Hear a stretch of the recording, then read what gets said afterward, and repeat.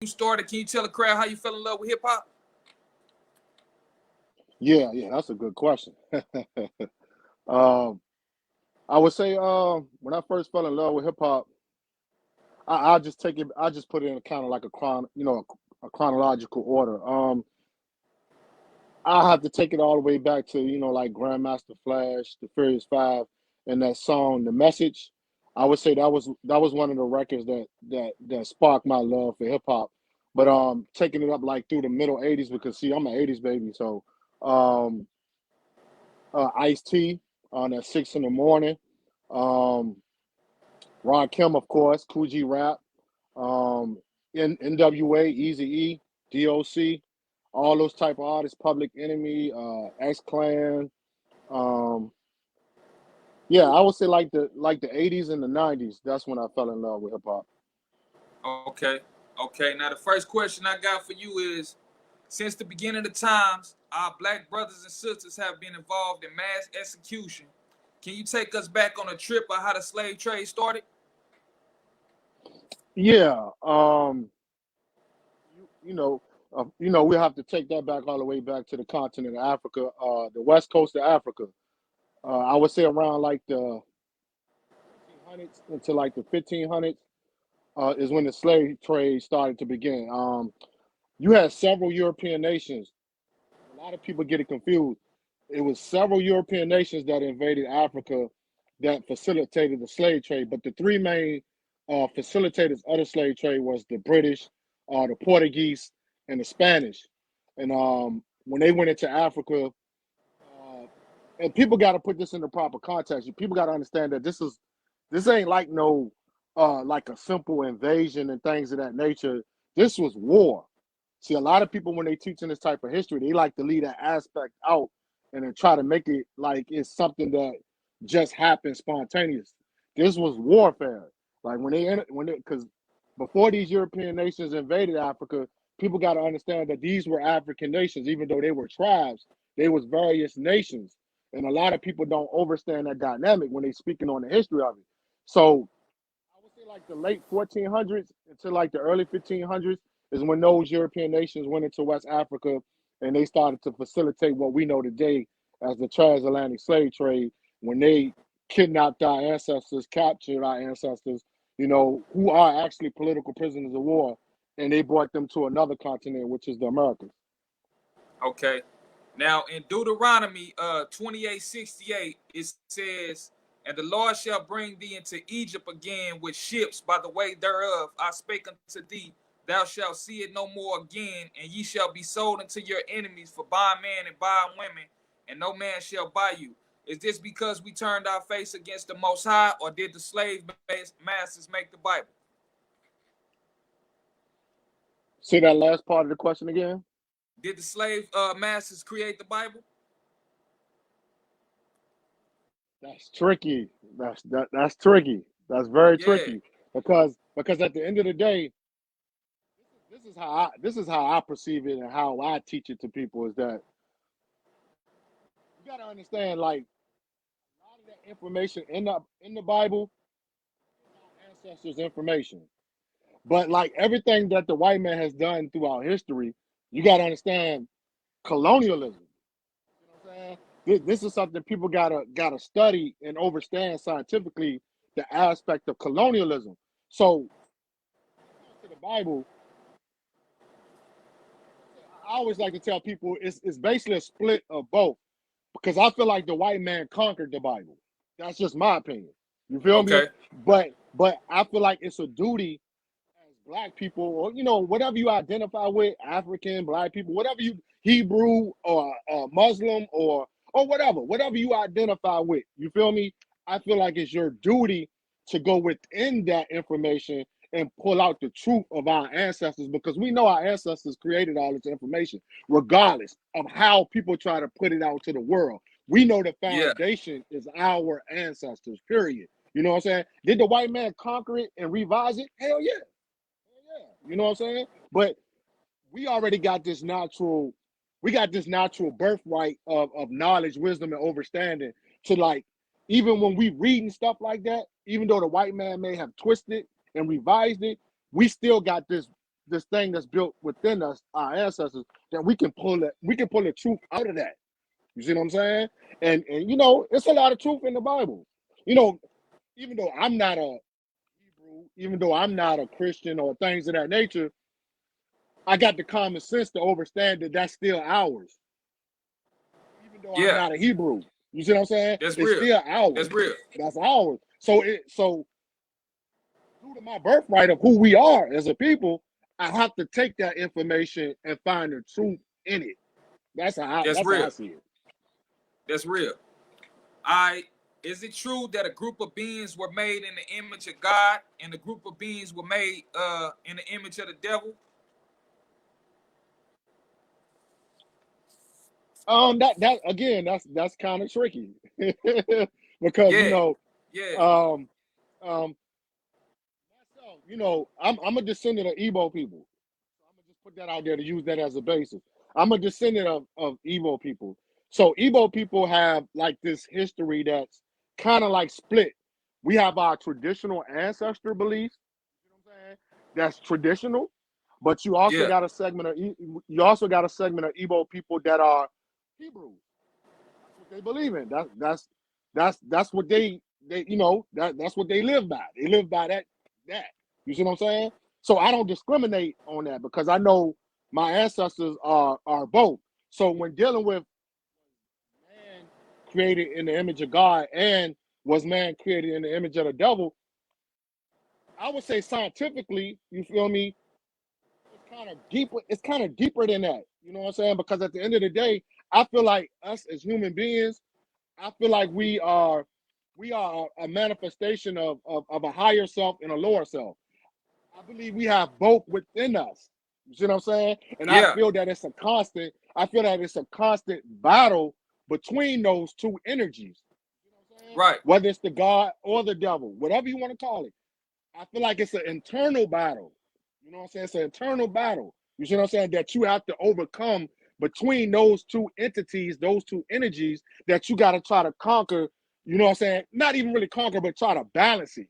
You know what I'm saying? Because Yeah, no matter how you look at it, it's an eternal battle between those energies, and you have to find a scientific method to balance those two in order for you to be a great man, a good man, a productive human being of the Most High, which yeah. we call in Igbo language, we call the Most High Chukwu. Okay, okay.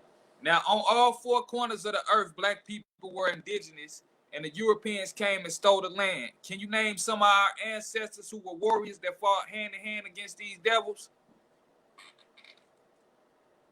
Most definitely, because like I said, we take this back to the motherland. We take this back to our throne. So it was many warriors over there on the continent that was trying to fight off the slave trade in the first place, and the invaders in the first place. People like Queen Nzinga, people like the warrior Ya Asantewa, because a lot of people like to leave out the women warriors. It was a lot of women warriors, just as Yeah, many as the men that were slaughtering these enemies. You know what I'm saying? Like really like taking the war to them. So that's why I like to always start with like the women, because it's a yeah. lot of black people that don't know about the women warriors who were Okay. putting it down. You know what I'm saying? Like putting it down. And it was several queens out in Nigeria that were slaying the European nations, man, before they even kidnapped and captured those ancestors and brought them across the water. But yeah, but the most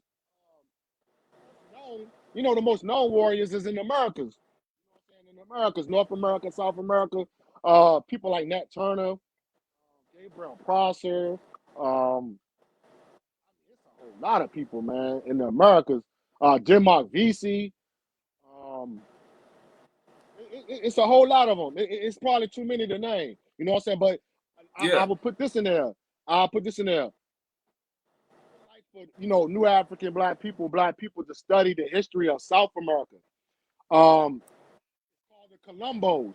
It was a history called the Colombos, and these Africans were taken from like the west coast of Africa as well and brought to South America, where the second largest population of black people, African people in the world reside today is in Brazil. I would advise people to study those warriors of the Colombo kingdoms of South America. Man, they put it down. They was putting in massive work on the oppressors, the Europeans, man. Okay. Now, fast forward to today, we in the United States, which is a corporation, which is controlled by a group of Europeans. Are there still laws in place to keep black people down? Most definitely, because you got to understand how the United States was founded. You know what I'm saying? Like you just said, like you just mentioned a few minutes ago, we got to understand that black people are indigenous to every of earth. Allah, we call earth Allah in Igbo language. That means land. Allah means land. Okay. We are the indigenous peoples. You know what I'm saying? And this is something that I'm always trying to teach our brothers and sisters, that they get that term confused. You know what I'm saying? Because when somebody says something about indigenous peoples or indigenous nations, they automatically think the other, like the Indians, the Chicanos, like the people that's kind of like mixed breeds of human beings. The first thing that come to their mind when we say indigenous, they think of those people. So they don't really see that black people don't really see themselves as indigenous. So when I'm making that point right there, like black people, new African people, whatever you identify with, you know what I'm saying? Hebrew people, Moors, I don't care what you identify. You got to understand when you hear that terminology indigenous, they're talking about you first. Because you are the original man. You are the original woman. We created nationhood. We are the first nation. You know what I'm saying? So now, when we're moving into how America was established, United States of America as a corporation, on how it was established, you got to understand, even with the Moorish Empire, whatever you want to call it, the Aborigines and all those type of people, they encountered these Europeans, the British, the Portuguese, the Spanish. They got to understand that these people didn't have no kind of like understanding of what nationhood, constitutions, laws, treaties were until they met these people. Until they met the indigenous nations. You see what I'm saying? So everything you see that America is founded on is stolen. The Constitution, the laws, and things of that nature. But being the devil, you gotta understand, being the devil that these Europeans are, they took those laws and changed those laws to benefit their conquerors, indigenous nations. You see what I'm saying? So when we look at the laws today, of the United States of America, they are European settler laws. They are conquering laws. You see what I'm saying? They are not the original laws of this land. You know what I'm saying? Because there were original laws on this land that stood on peace and harmony and justice, land and nationhood. That's indigenous people.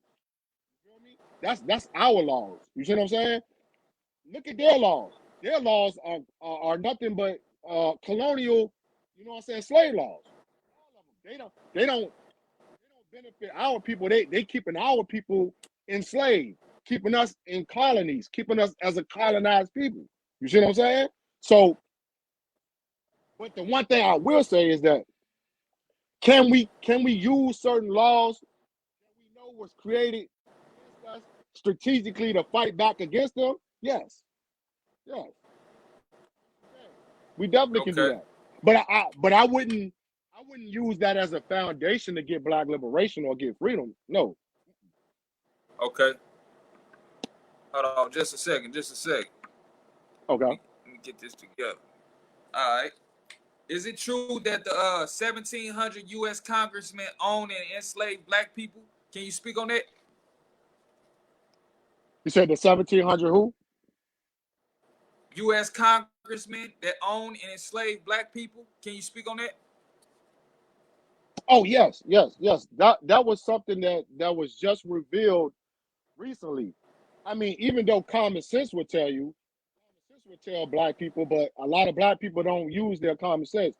But it's common sense that we know for a fact that it was people that was a part of the United States government and the Confederate States government that enslaved and owned our ancestors. That's common sense. But recently, the United States of America opened up their Congress library and released documents of the names and the individuals who were on the United States Congress who actually owned and sold and traded black people. Now that's something that's new, and that's why I put that information out there, because I wanted to, a lot of black people to understand that.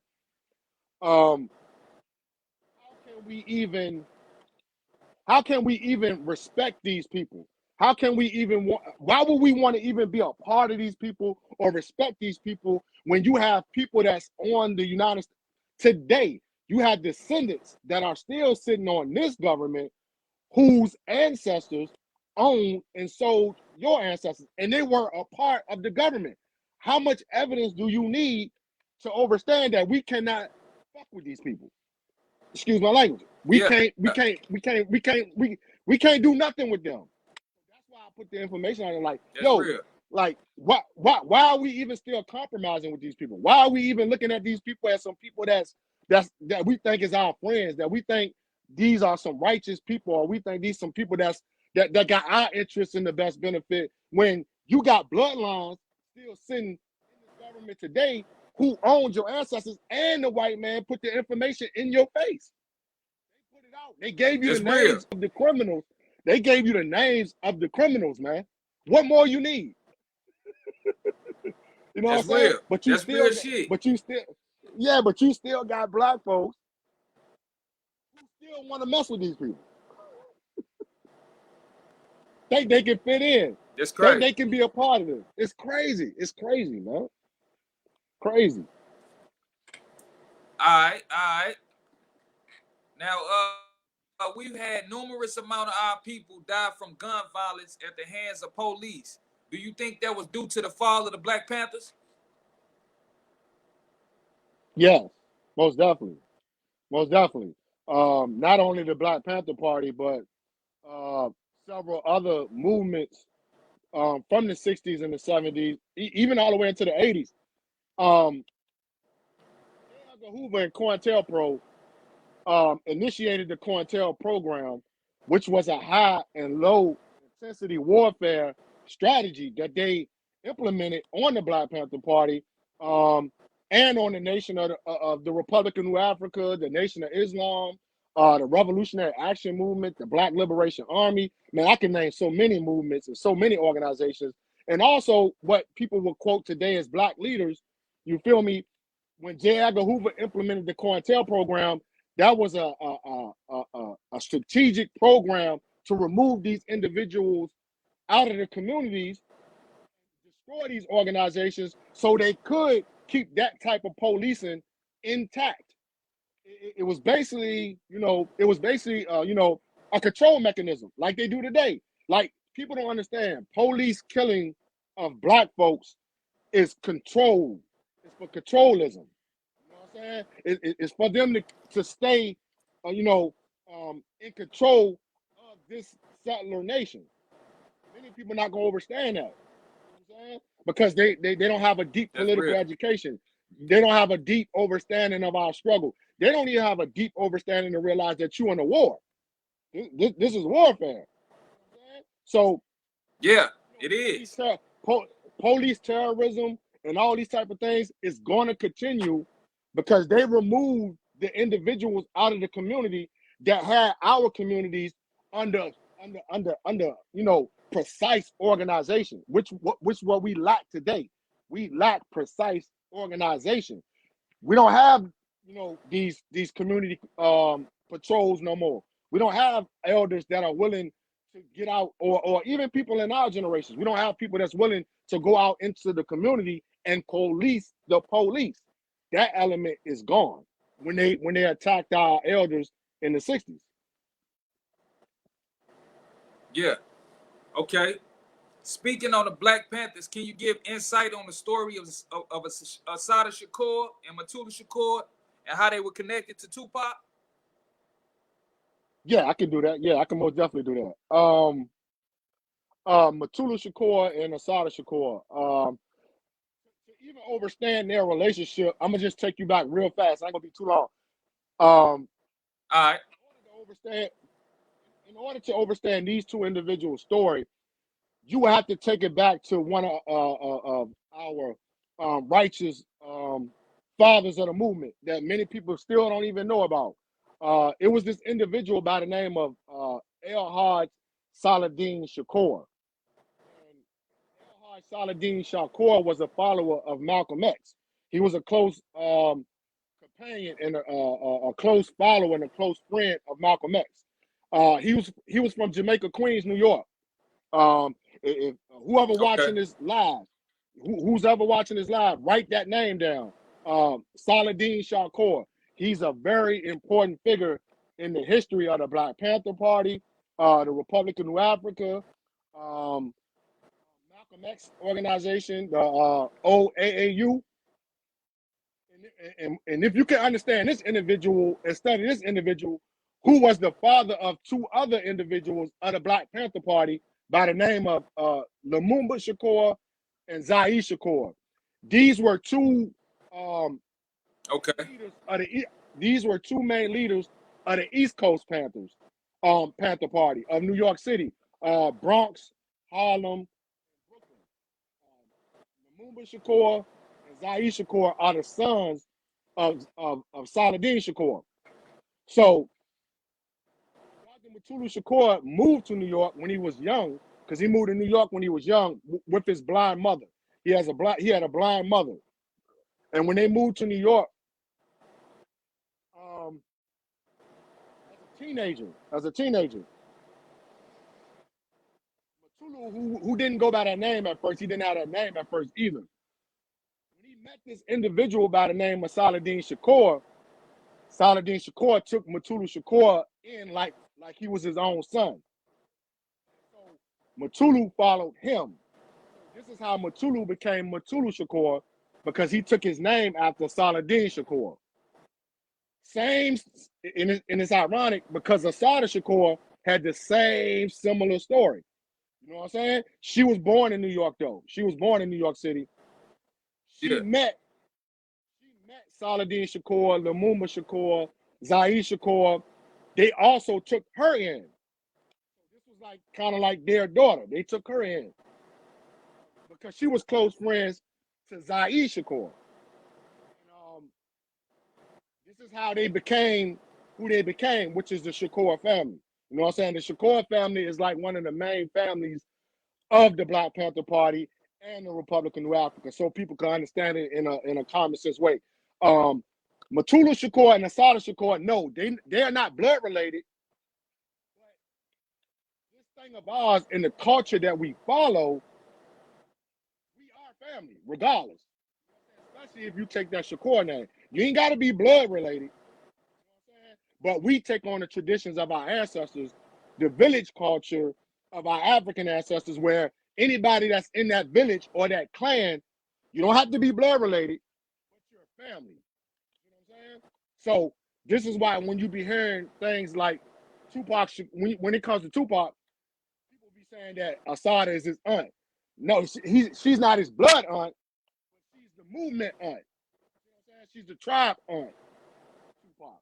You know what I'm saying? Same thing with Dr. Mutulu Shakur. He's Tupac's stepdaddy though, because he married Tupac's mama. Shakur. She's another individual. Afeni is another individual who has the same similar story of Mutulu and Asada. She was taken in by the Saladin Shakur family. She became close to Saladin Shakur's sons, Lumumba and Zaire. So this is how she became a Shakur. So it's a family dynamic, even though a lot of them may not be blood related, but it's still a family dynamic because we look at it from a tribal worldview. You see what I'm saying? So, and yeah, that's basically their story on who they became. Okay. What is the current state of Mutulu Shakur, and why is he still being held as a prisoner, even though he was wrongly convicted? Yes. I'll just give a quick update. Well, a quick update on Dr. Mutulu is that a couple of months ago he was fighting strong. and this is the thing people got to understand. He was diagnosed with stage 4 bone marrow cancer, and so when you develop stage 4 bone marrow cancer, it's kind of hard to cure because there's not really no cures for it unless you get like a bone marrow surgery. And sometimes when you get a bone marrow surgery, it still might not cure the cancer because the cancer can go away and it can come back. And that's what the situation is going on with Matula right now. The cancer went away from the chemotherapy, the chemotherapy and things that he was receiving. But recently the cancer came back. So right now, it's kind of like we're in emergency mode right now because if we don't get Matulu out of prison now, Yeah. he's not gonna live long.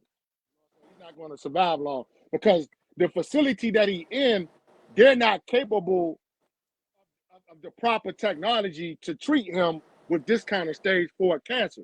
You see what I'm saying? So this is why we're in urgent mode to try to get him out of prison. Because even if he don't really have that much time left, because he's in stage 4, you know what I'm saying? We just want to get him out so he can be around his family and friends and spend the rest of his days with his family and friends. You know what I'm saying? But as far as his case, let me just Yeah. say this: as far as his case, Matulu was given 976 days of good time. Federal prison system never credited him this time. They basically took this time from him. He still is owed this time. See, in 2016, Say that this was again. his. Say that again. It kind of chopped up. My bad. Oh, it's all good. What I was saying was that Tulu was credited with 976 good day time. He was credited with good time. The federal prison system took that time away from him. So 2016 was supposed to be his mandatory release date. He was supposed to get out in 2016. Those 976 days of good time that he should be credited with should have had him released mandatory. He's supposed to be out now. Being the assholes that the government is and the prison system is, and because of who Matulu is, they chose not to release him. So he's been denied parole total 9 times since he's been in prison. And recently, we tried to get him out on compassionate release. So you get an opportunity of 3 compassionate releases. You can go up to get 3 compassionate releases 3 times. They deny him all 3 times. So right now, he's being illegally held. He's supposed to have been released in 2016. So right now, what they're doing to him, they're doing this on purpose, brother. On purpose. Yeah. Because of his influence, because of who he are, because who Right. he Right. is. You see what I'm saying? So it's basically a serious injustice that we trying to bring attention to. Yeah. We trying to bring awareness to because we got to get him out now. Because if we don't get him out now, he's going to die in prison. He's going to die in there, and it's a tragedy because this man was supposed to have been released. If he would have Damn. been released in 2000, if he would have been released in 2016, he probably would have never got bone marrow cancer. So now, to bring you up to date, this is why we're trying to get everybody to fill out the petition and bring awareness to the petition, because if we can get a certain amount of signatures on that petition, we can get Joe Biden and his administration to release him on a clemency release, get him released under clemency. Because at this point, his release date now is supposed to be 2024. So he's supposed to get out in 2 years. Matulu's not gonna make it to 2 years. God willing, I hope he do. God willing, I hope he do. But with stage 4 cancer, that might not be the reality of Matulu's fate. You know what I'm saying? So we got to get him out now. We thinking in the terms of we got to free this man now. Because if he don't, he's gonna die, man. He's gonna die. This is why y'all see us. This is Yeah. why y'all see us in the family. This is why we're in so much of an urgent mode because we don't want him to die in prison.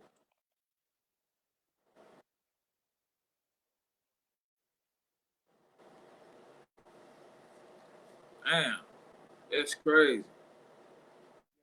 bad situation, man. It's You looking there? very bad. It's looking very bad.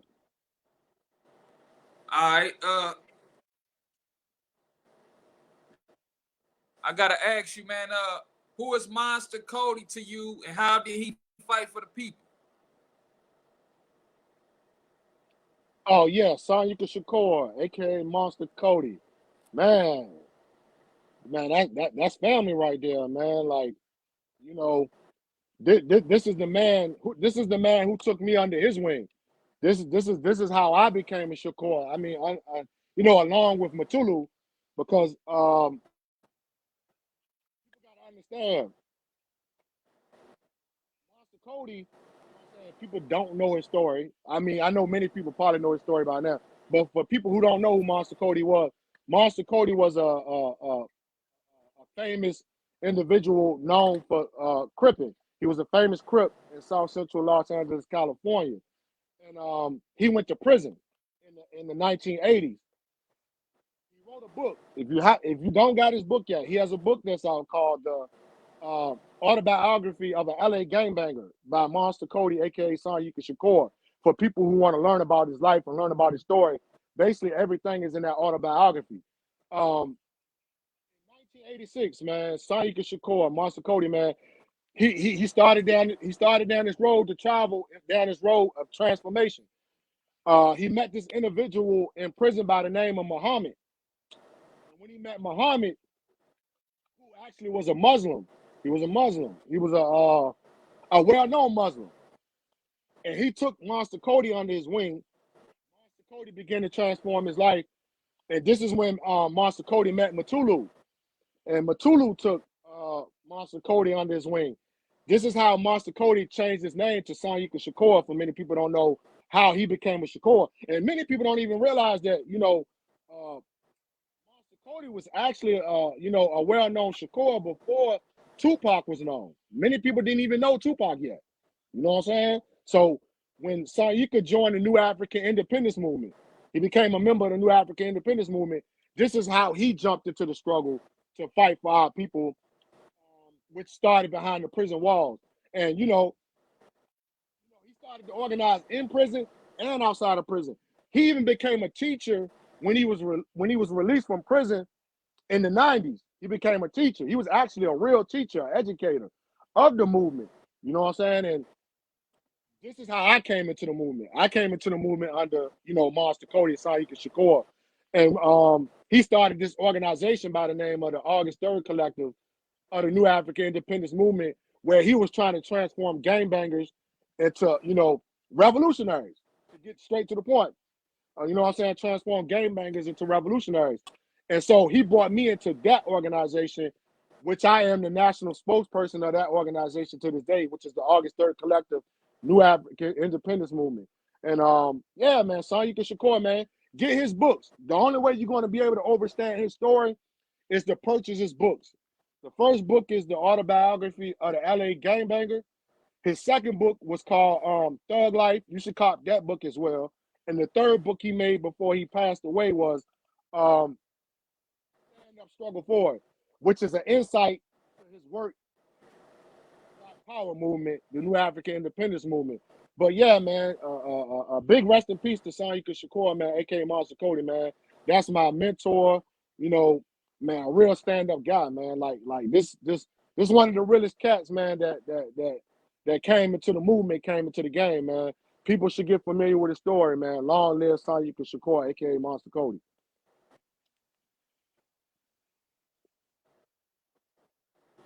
Rest in peace. Rest in peace.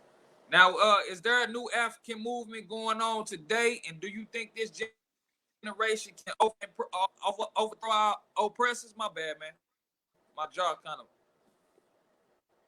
No, it's all good. It's all good.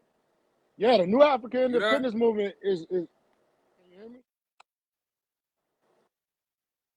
Can you hear me? Can you hear me?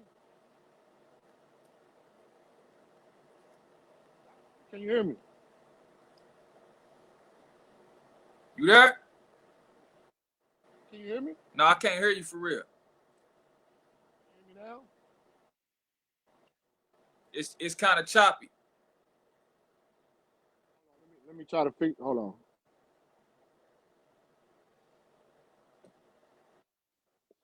How about now? Can you hear me now? Yo, yo. Yeah, yeah, you Now? good.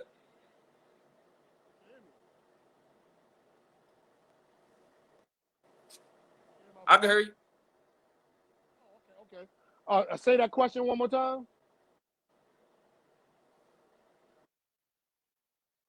I said, is The there a question new one more time. African movement going on today? And do you think this generation can overthrow our oppressors? Yeah. The New African Independence Movement is very active. The Republic of New Africa is very active. Matter of fact, we got New African Nation Day coming up in March, March 2022. People want to learn about the New African Independence Movement, you can go to our website, which is pg/rna.com. And you can learn about the New African Independence Movement and the Republic of New Africa on that website. But yeah, the New African Independence Movement is very alive. We all across the United States, man. We probably got like over 10,000 members. We got over like 10,000 members across the United States of America, and we even got members in in the Caribbean islands and in the African continent, on the African continent. The New African Independence Movement is very active and very live today. Do I think this generation can overthrow our oppressors? Um, yeah, man. If it all boils down to organization, though, we don't got no organization right now. You know what I'm saying? Because everybody want to do their own thing. Everybody want to be the leader of something, and not knowing that the only way that we can defeat our oppressors if we come together as a collective. We can only overthrow these people. You know what I'm saying? Through collective organizing, man. We being out organized. This is why we losing right now, and I'm gonna always make that emphasis. We cannot overthrow our oppressors if we do not organize. If we can't out organize these people, then we're gonna continue to repeat the same cycle that we've been repeating for over the last 60 years, man. You know what I'm saying? Like it comes down to organizing. Right now, we're not organizing. So right now, I have doubts about that. I'll just put it like that. I have doubts about it.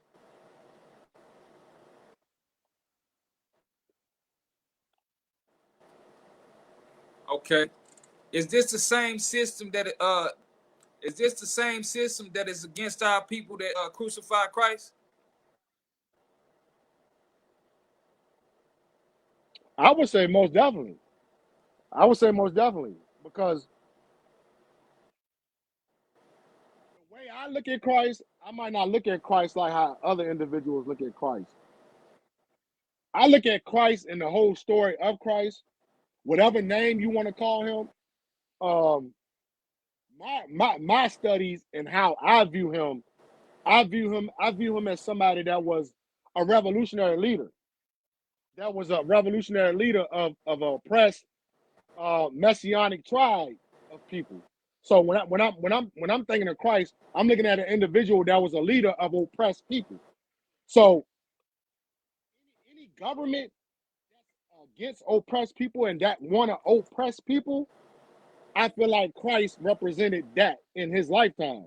So yeah, so if you want to put it in that type of translation, yeah, I think the governments of today, even the United States government, yes, I think that is a government that's an oppressive government that was against Christ. Yeah, most definitely. Okay, okay. Now, how can you be reached via social media, and what does it take to book you for speeches? Um, where the main social media that people can really follow me on is Instagram. My Instagram handle is Haki_Quayle_Shakur. But you also can catch me on Facebook at Haki Quayle Shakur. And people can hit me up in my email if they want to book me for like speaking engagements, interviews. I even do history tours. So that's something that I do also. They can reach me in my email at Haki Shakur 83 Okay, at gmail.com. and you can hit me up from there, and we can go from there.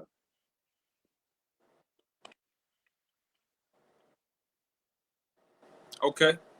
All right, before we get out here, man, can you give us a top 5 dead or alive of your favorite artists of all time? Oh yeah, yeah. Um, number 5, I got Nas at number 5. Got Ice Cube at number 4. Said it again, you Scarface at chopping number up. 3. Oh, can you hear me now?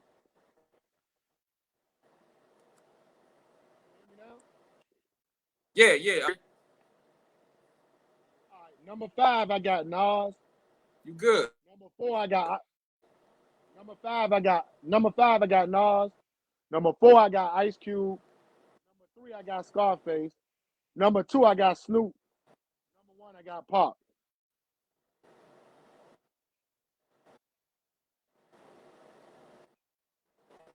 Okay, okay. That's what's up. That's what's up, man. I appreciate you coming on the platform, man. Anytime you're welcome to come back, man, and speak, you know, talk your shit or do whatever you gotta do, man, to spread the knowledge, man. For real. I appreciate it, man, and We finna get out salute of to here, your man. platform.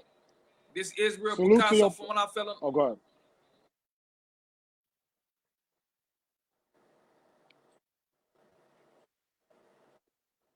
Appreciate it. Appreciate it. One love, one thug, man. One love, one thug. We out of here.